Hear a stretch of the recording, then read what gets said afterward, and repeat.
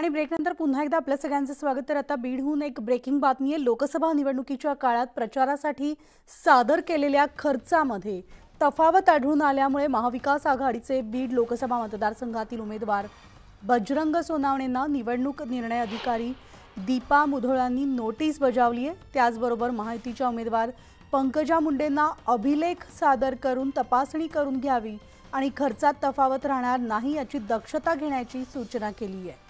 तसे आदेश देखील दीपा मुधोळ यांनी काढलेत आणि बीड लोकसभा मतदारसंघात निवडणूक लढविणाऱ्या सगळ्याच उमेदवारांच्या निवडणूक खर्चाच्या अभिलेखाची तिसरी तपासणी निवडणूक खर्च निरीक्षक सुशांत कुमार बिस्वास यांनी 12 मे रोजी केलेली होती। या तपासणीमध्ये बजरंग सोनावणे यांनी 7 ते 10 मे या कालावधीत खर्च सादर केलाय।